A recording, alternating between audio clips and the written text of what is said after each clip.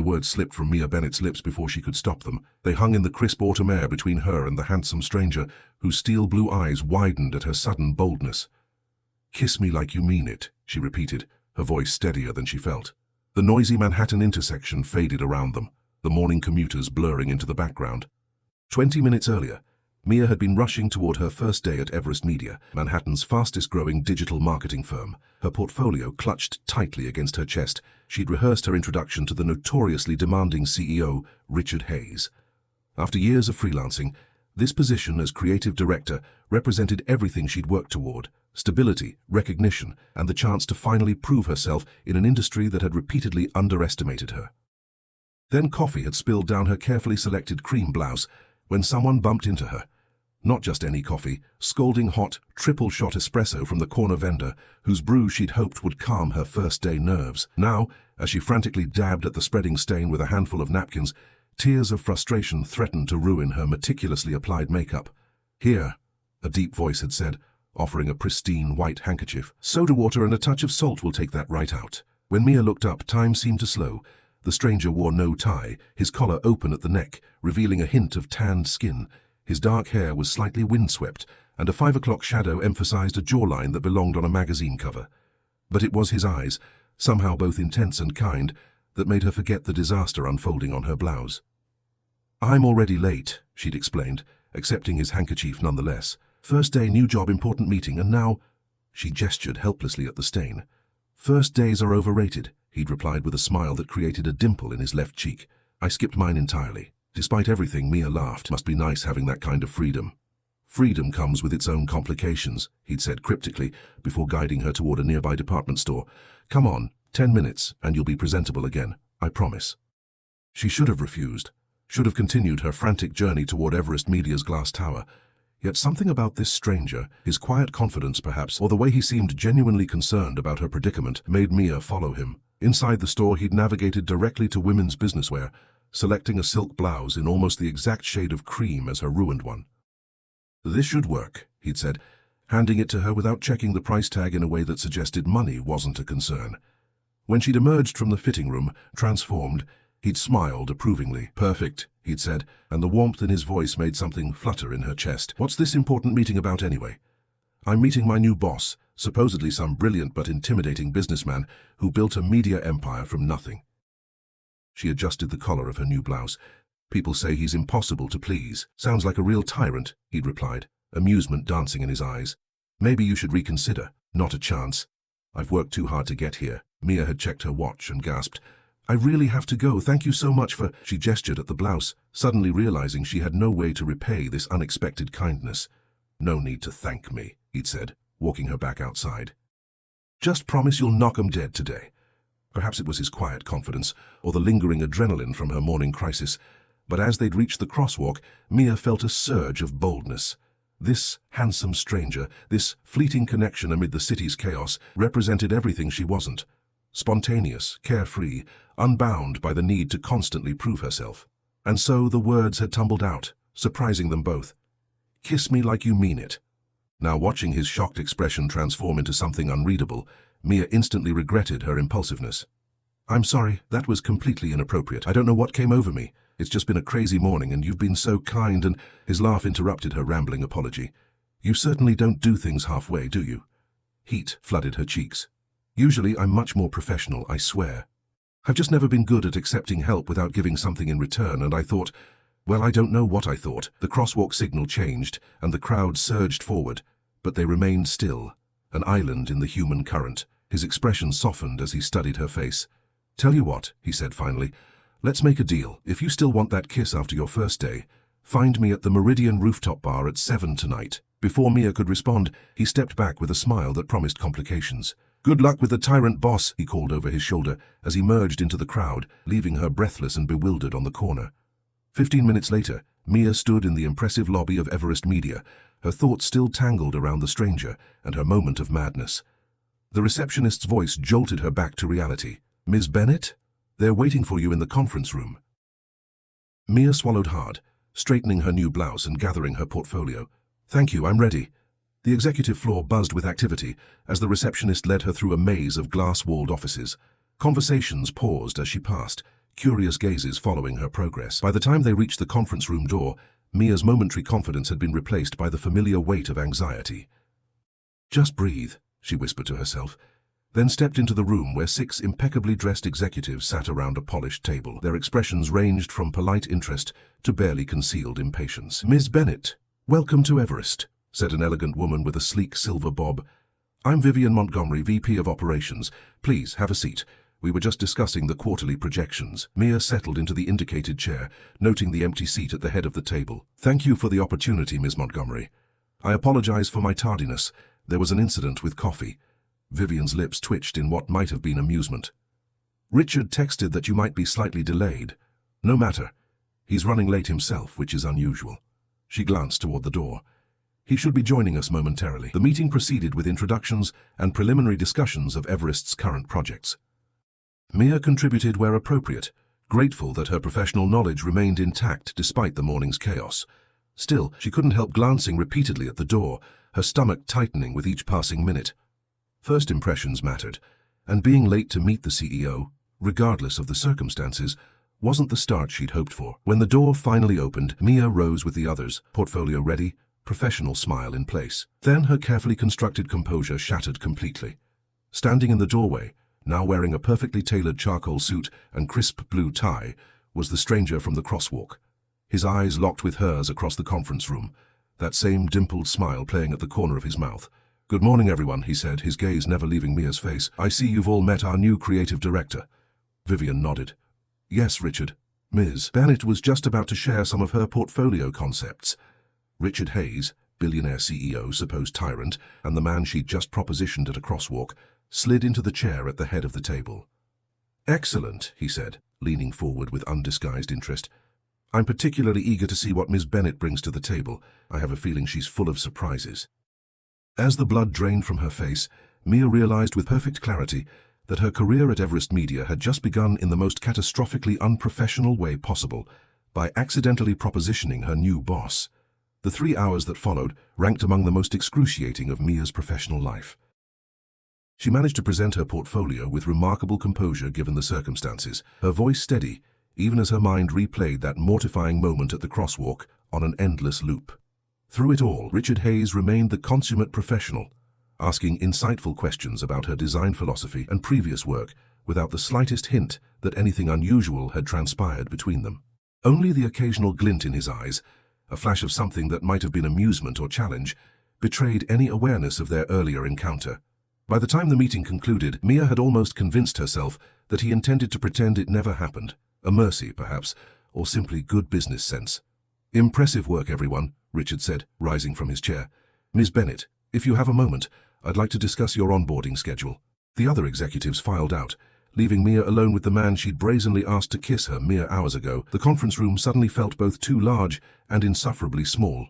"Mr. Hayes," she began once the door closed, "about this morning—" "Richard," he corrected, loosening his tie with one finger. "And before you continue, I should mention that I don't discuss personal matters in the office." His expression remained unreadable. "Vivian will show you to your department.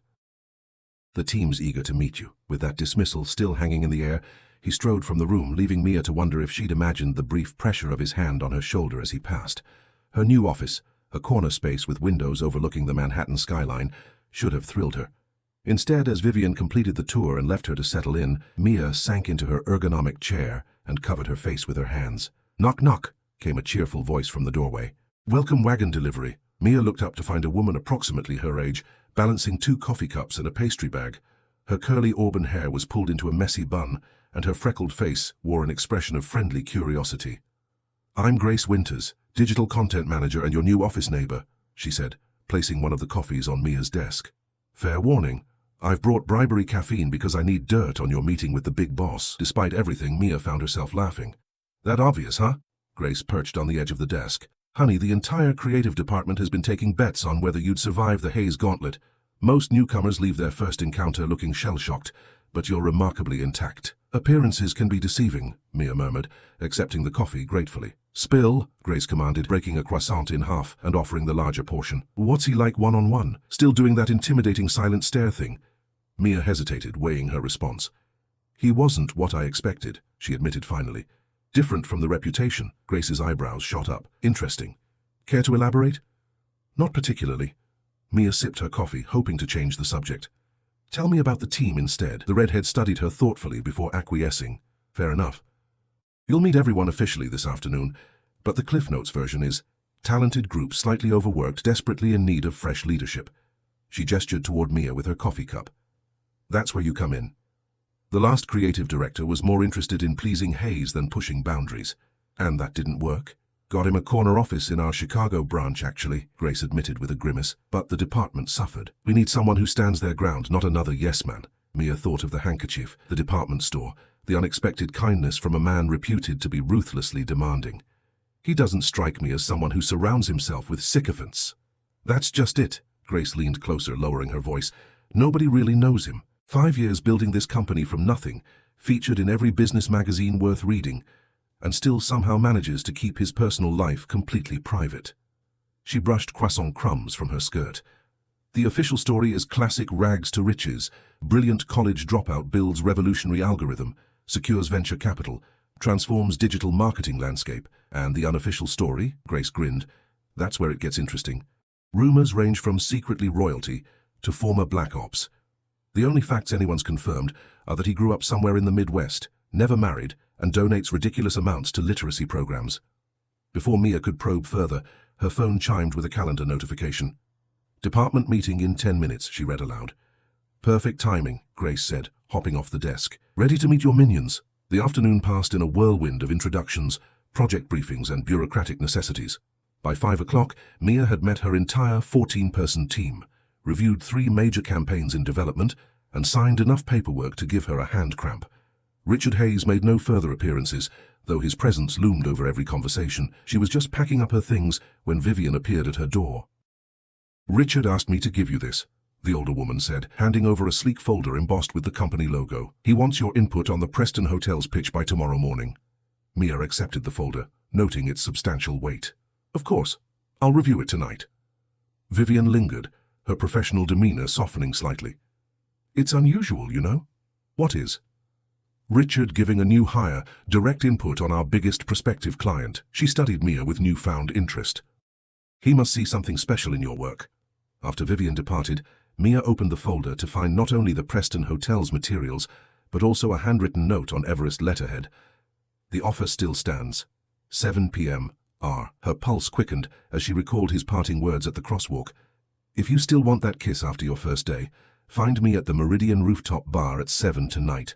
The sensible choice was obvious. Go home, review the Preston pitch, establish professional boundaries from the start. Office romances rarely ended well, and this particular complication could jeopardize the career she'd worked so hard to build.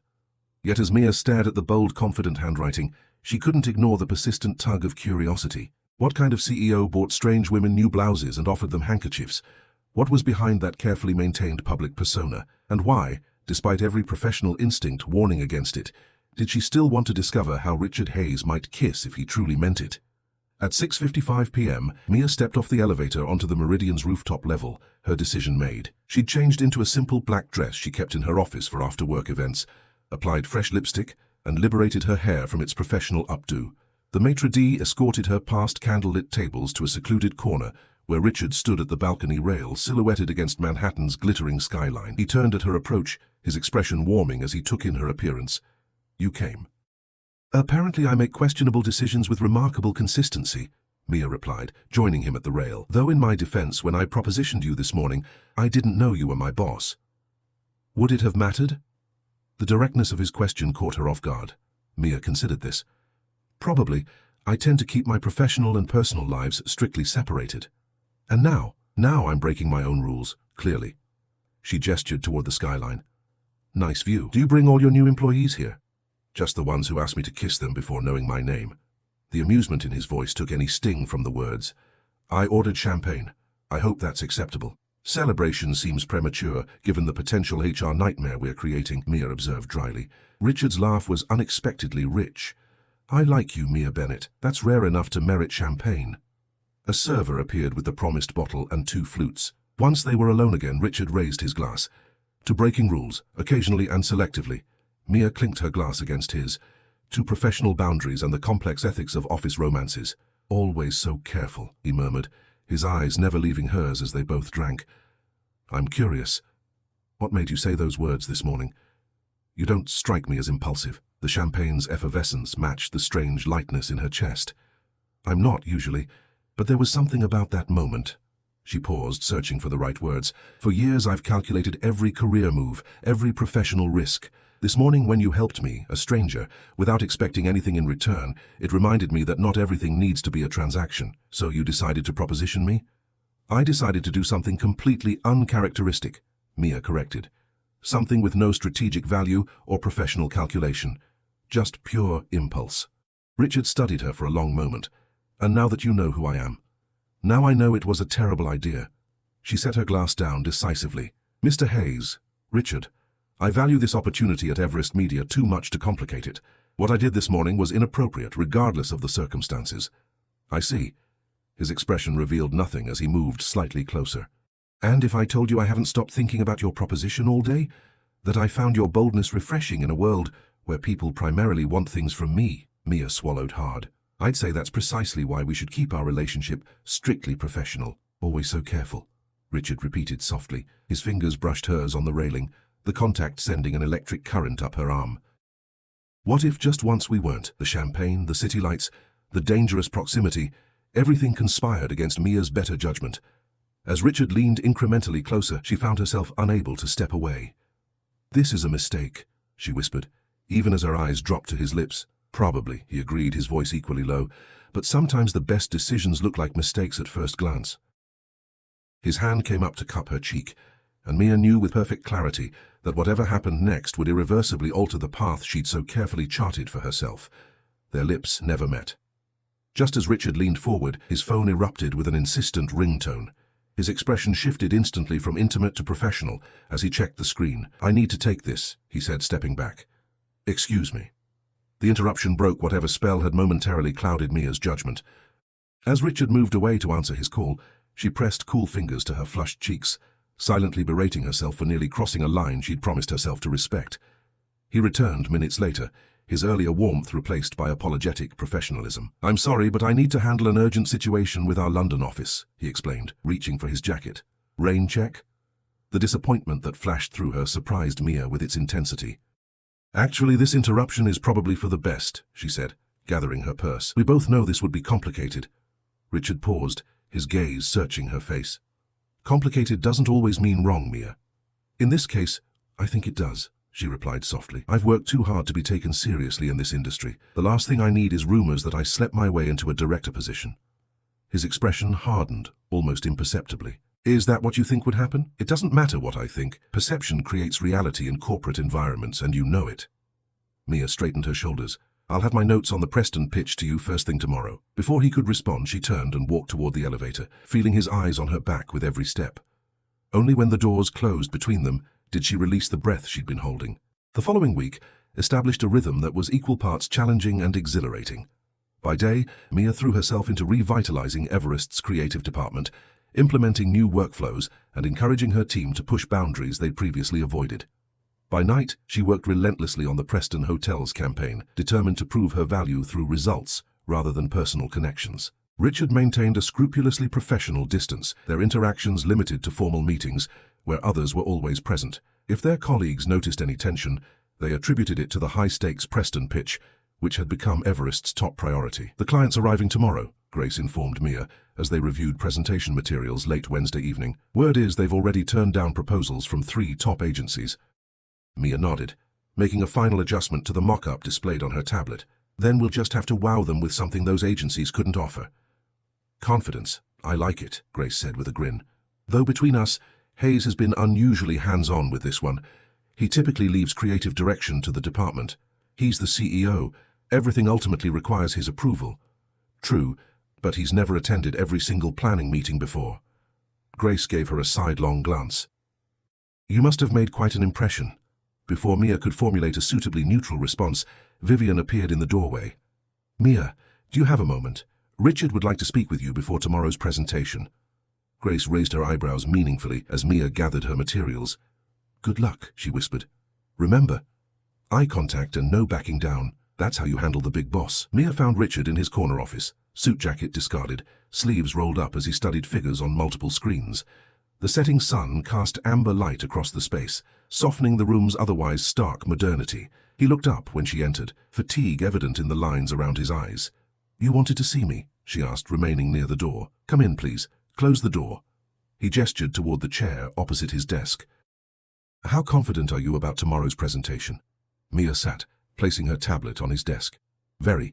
The team's done exceptional work, and the concept addresses Preston's specific concerns while differentiating them in the luxury market." Richard nodded, his expression betraying nothing. "Preston's CEO, James Harrington, is notoriously difficult to impress. He's bringing his daughter, Amanda, who's being groomed to take over the company eventually." "I've done my research," Mia assured him.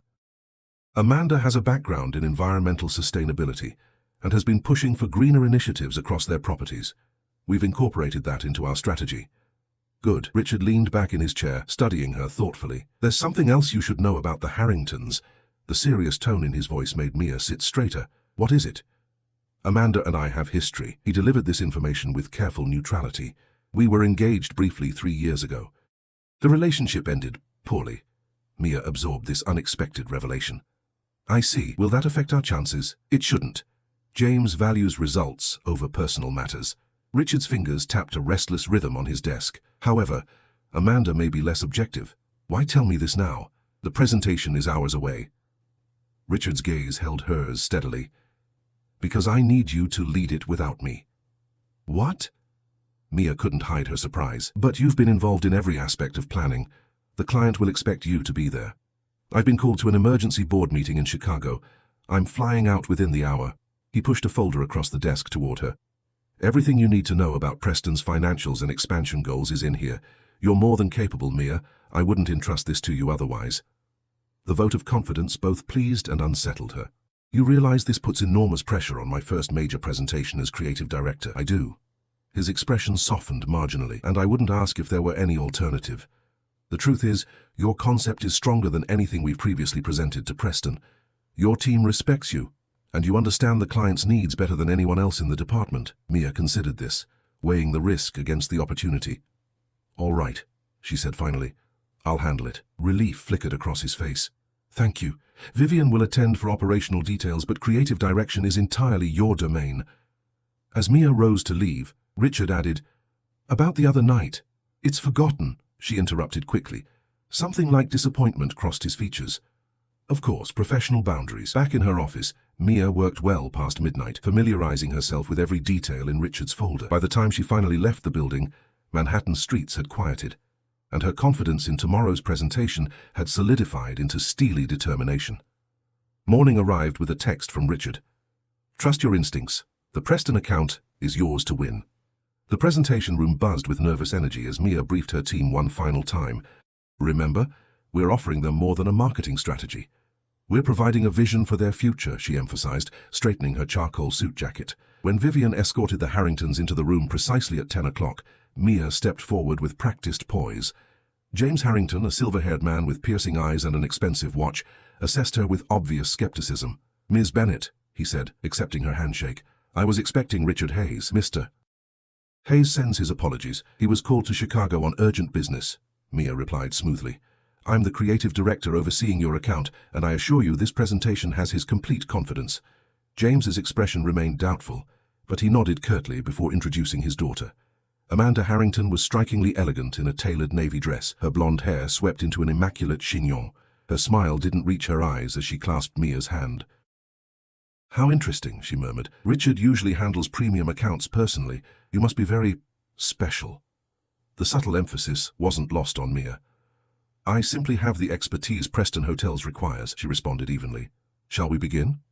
For the next hour, Mia guided the Harringtons through Everest's comprehensive strategy, from digital presence to experiential marketing.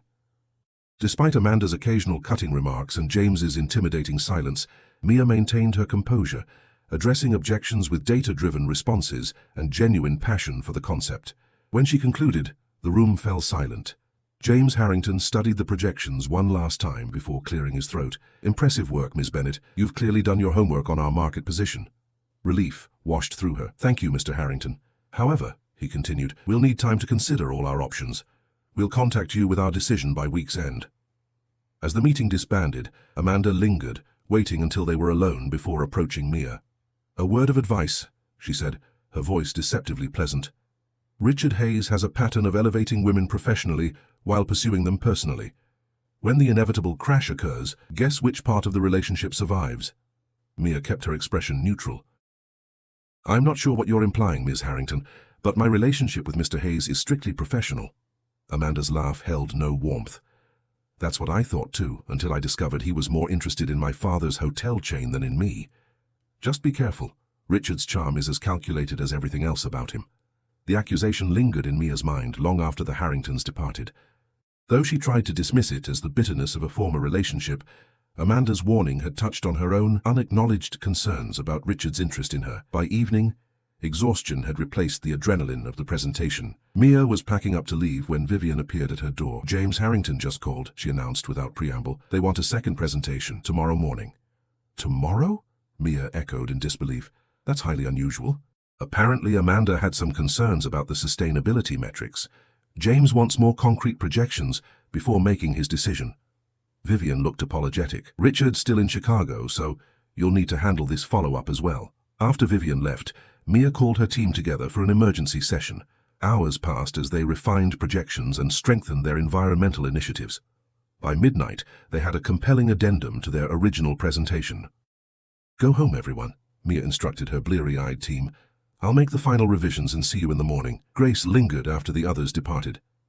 "Something feels off about this," she said, perching on the edge of Mia's desk. "We've never had a client request a next-day follow-up before." "The Harringtons are thorough," Mia replied, though her own misgivings had been growing throughout the evening. "Maybe." Grace looked unconvinced. "Or maybe Amanda Harrington has personal reasons for making this difficult." Mia glanced up sharply. "What do you know?" Grace hesitated before answering. "Office rumors, mostly. Amanda and Richard were engaged until she allegedly discovered he'd initiated their relationship specifically to gain access to her father's business." She shrugged apologetically. "Probably gossip, but it aligns with what Amanda implied today," Mia finished quietly. Left alone in her office, Mia stared at the presentation on her screen, unable to focus. Had Richard manipulated her from the beginning? Their meeting at the crosswalk, had it truly been coincidence? Or had he orchestrated even that, recognizing an opportunity to charm his way into her confidence before the critical Preston pitch? The thought made her stomach twist with a combination of anger and embarrassment. If Amanda's insinuations were true, Richard Hayes was not the man Mia had believed him to be. Her phone chimed with an incoming text message from an unknown number. "Be careful with Hayes. Check the original Preston proposal from 6 months ago. File room, cabinet 8, drawer 3. A friend." Curiosity overcame caution. The executive floor was deserted as Mia made her way to the file room, using her access card to enter the dimly lit space. Cabinet 8 yielded a thick folder labeled Preston Hotel's Initial Approach. What she found inside stole the breath from her lungs. The original proposal, dated 6 months earlier, contained a strategy remarkably similar to her own innovative concept, including the sustainability angle she'd believed was her unique contribution. More damning were the handwritten notes in what she now recognized as Richard's distinctive script, outlining a plan to approach Preston again after their initial rejection. One note in particular caught her eye. "Find fresh face to present. JH responds to new perspectives." The implications were unmistakable. Richard hadn't valued her creativity or insight. He'd needed a fresh face to sell Preston on ideas they'd previously rejected. Their encounter at the crosswalk, his interest in her work, perhaps even his romantic overtures, all potentially calculated moves in a business strategy. As the pieces fell into place, Mia felt a cold fury replace her earlier confusion. Richard Hayes had played her expertly, using her ambition and attraction to serve his own ends. Tomorrow's presentation wouldn't just determine Preston Hotel's business, it would reveal whether she would allow herself to be a pawn in Richard's game.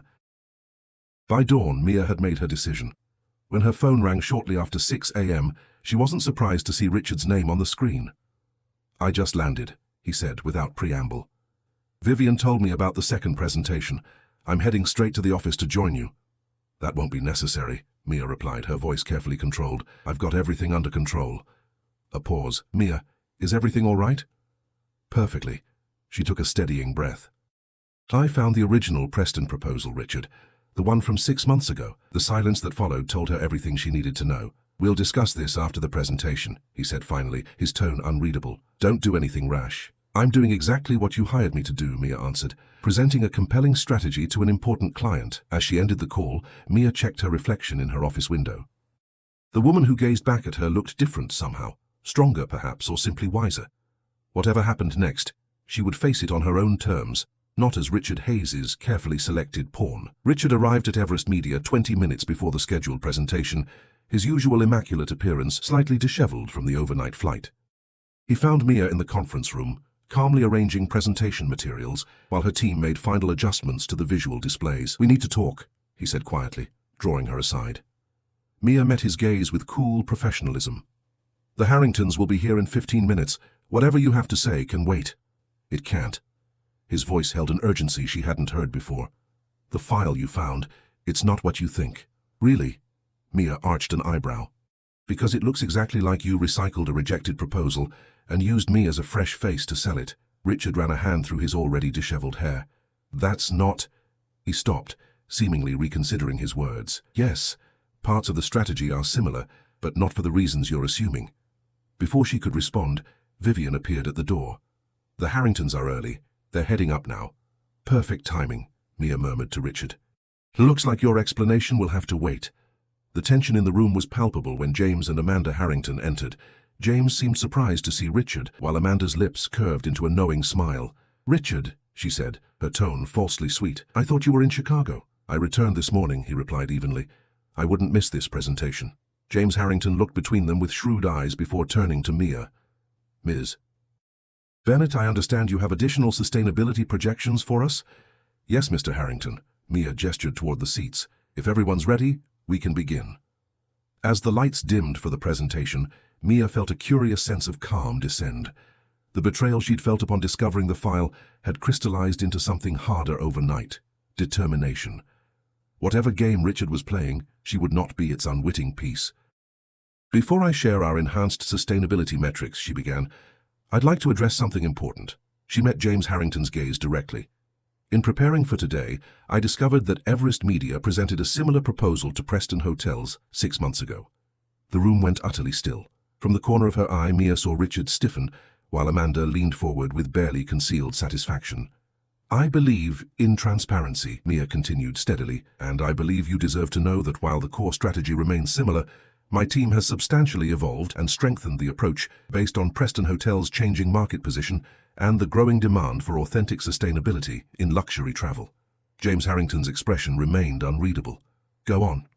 For the next 40 minutes, Mia guided the room through a presentation that differed significantly from what they had prepared the previous day. Instead of merely enhancing the original proposal, she had spent the night completely reimagining it, leveraging her team's strengths while addressing the fundamental weaknesses that had likely led to the proposal's initial rejection. When she concluded, even Amanda looked begrudgingly impressed. James Harrington cleared his throat. "Ms. Bennett, when you mentioned discovering our previous interaction with Everest, I expected excuses. Instead, you've shown remarkable adaptability." He glanced at Richard. "A quality not everyone possesses." "The credit belongs to Ms. Bennett and her team," Richard said, surprising Mia with his sincerity. "Their vision for Preston Hotels exceeds anything we've previously conceived." James nodded thoughtfully. "I'd like to discuss specifics with Ms. Bennett alone, if possible." The request raised eyebrows around the room, but Richard agreed immediately. "Of course, we'll give you the space you need." As the others filed out, Richard paused beside Mia's chair. "Trust yourself," he murmured, so quietly only she could hear. "You've got this." Alone with James Harrington, Mia maintained her professional composure despite her racing thoughts. For 30 minutes they delved into budget allocations, implementation timelines, and measurement metrics. His questions were pointed but fair, and Mia found herself genuinely enjoying the challenge he presented. "One last thing, Ms. Bennett," he said as their discussion concluded. "My daughter believes Richard Hayes is using you to secure our business. Is there any truth to that concern?" The directness of the question caught Mia off guard. "Mr. Harrington, I can only speak to my own experiences and intentions. I believe in the strategy I've presented today, regardless of any personal dynamics within Everest Media." He studied her for a long moment before nodding. "Well answered. Too many people in this business forget that integrity matters." Rising from his seat, he extended his hand. "Preston Hotels would be pleased to work with Everest Media, with you as our primary contact." Joy surged through Mia as she accepted his handshake. "Thank you, Mr. Harrington. We won't disappoint you. I'm counting on that," he replied, with the first genuine smile she'd seen from him. "My assistant will contact you to formalize the details." When James Harrington left the conference room, Mia remained seated, allowing herself a moment to absorb what had just happened. She had secured the Preston account, her first major win as creative director, despite the complications Richard's actions had created.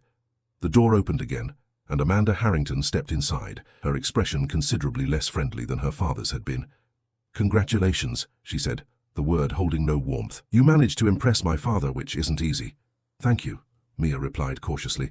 Amanda moved closer, elegant fingers trailing along the conference table's polished surface. "I wonder if you understand what you're getting into with Richard Hayes." "Ms. Harrington."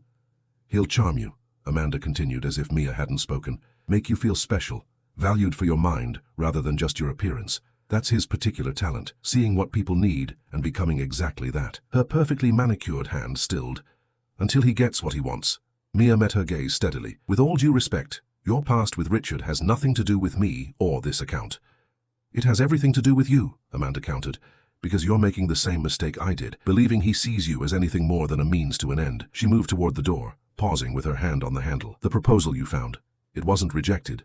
I convinced my father to delay his decision because I discovered Richard had only pursued me to secure Preston's business." The door closed behind her with a soft click, leaving Mia alone with this final devastating revelation.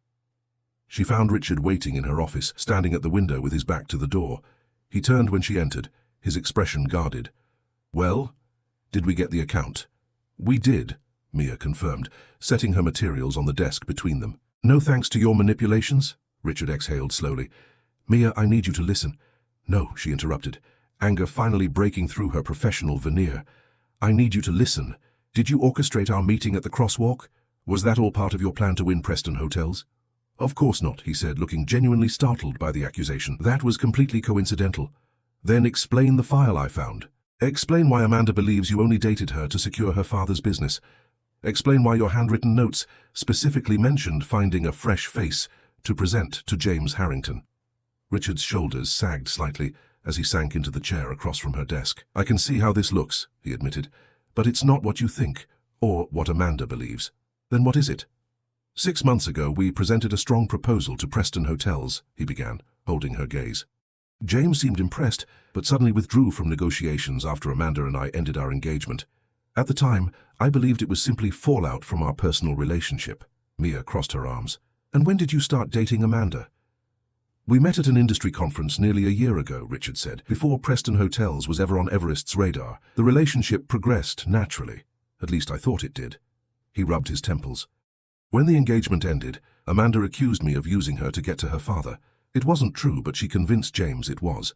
And the note about finding a fresh face. Written after their rejection, yes," he acknowledged, "but not as some manipulative scheme. James Harrington is known for valuing new perspectives and diverse voices. I realized our original team, all men, mostly veterans of the industry, hadn't connected with his vision for Preston's future." Mia processed this explanation, searching his face for signs of deception. "So hiring me was part of a strategy to win Preston back?" "No," Richard replied firmly. "I hired you because your portfolio was exceptional and your interview with the board was impressive.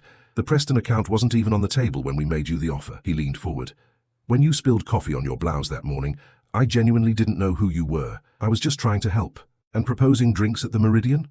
Was that also just innocent helpfulness?" A hint of his usual confidence returned. "That was entirely selfish. I was attracted to you, both your boldness and your talent. The fact that you turned out to be my new creative director was complicated." "Complicated," Mia repeated, the word laden with understatement. "I'm not perfect, Mia," Richard said quietly. "I've made mistakes in my personal life, and Amanda has legitimate reasons to be angry with me. But I never used you or manipulated you to win Preston Hotels." Mia studied him, weighing his words against Amanda's accusations and her own instincts. "Even if I believe you, this doesn't change the fact that we shouldn't be anything other than colleagues." "Because of the power imbalance?" he asked. "Partly," she admitted, "and partly because I've worked too hard to have my accomplishments attributed to anything other than my own abilities." Richard nodded slowly. "I understand."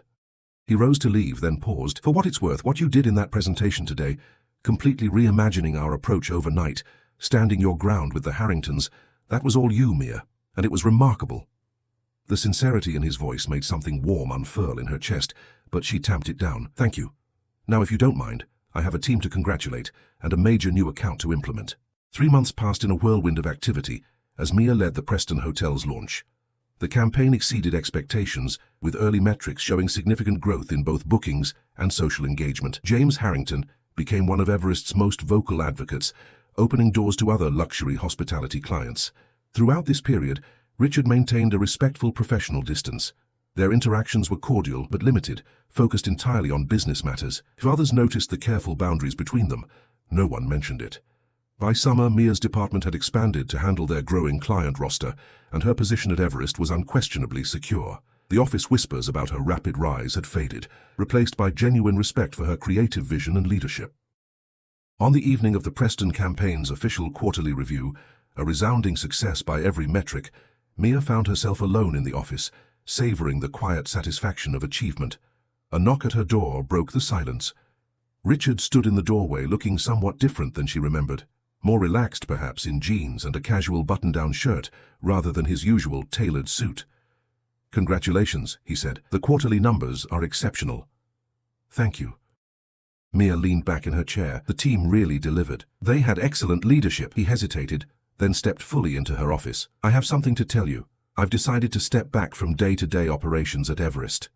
Surprise made Mia sit up straighter. "What? Why?" "Several reasons," he replied, settling into the chair across from her. "Primarily, I'm launching a literacy foundation that will require significant attention. But also," he met her eyes directly, "I've realized that my presence here creates complications for certain professional relationships that I value." Understanding dawned. "Richard, you don't need to leave your company because of our situation." "I'm not leaving entirely," he clarified. "I'll remain on the board, but Vivian will be stepping up as CEO. The announcement goes out tomorrow." Mia absorbed this unexpected development. "I don't know what to say." "You don't need to say anything." Richard smiled slightly. "I just wanted you to hear it from me first." As he turned to leave, Mia found herself speaking without forethought. "Wait." When he paused, she continued. "Remember that morning at the crosswalk, when I said something completely impulsive?" "I'm unlikely to forget it," he replied, amusement warming his voice. Mia stood moving around her desk until only a few feet separated them. "What if I told you I'd like to try being impulsive again?" Richard's expression shifted from surprise to cautious hope. "I'd say that sounds intriguing." "Have dinner with me," she said simply. "Not as my boss or the founder of Everest Media, just as Richard, the man who once lent me his handkerchief when I needed it." He studied her face. "What changed your mind?" "These past months," Mia explained. "Watching you respect the boundaries I set. Seeing how you empowered my team without interference, learning that you're stepping back from your company, partly because of your principles." She took a deep breath, "and maybe realizing that some complications are worth navigating." "Dinner then," Richard agreed, a genuine smile transforming his features. "Though I should warn you, if your goal is to eliminate power imbalances, you should know that you've held all the power since the moment you first told me to kiss you, like I meant it." Mia laughed, the sound free and unrestrained in a way it hadn't been in months. "In that case, I have just one more impulsive suggestion." "I'm listening." She stepped closer, close enough to see the flecks of gray in his blue eyes. "Maybe we should find out if you can." This time, when Richard's lips met hers, there were no interruptions, only the surprising discovery that sometimes the most calculated risk is allowing oneself to follow an unexpected path. His kiss was both gentle and certain, the touch of someone who had waited patiently for something he truly valued. When they finally parted, Mia smiled up at him. "Worth the wait?" "Absolutely," Richard murmured against her hair, "though I think we're just beginning." 6 months later, as Mia stood beside Richard at the opening of his Literacy Foundation's first community center, she reflected on how thoroughly her life had transformed since that fateful morning at the crosswalk.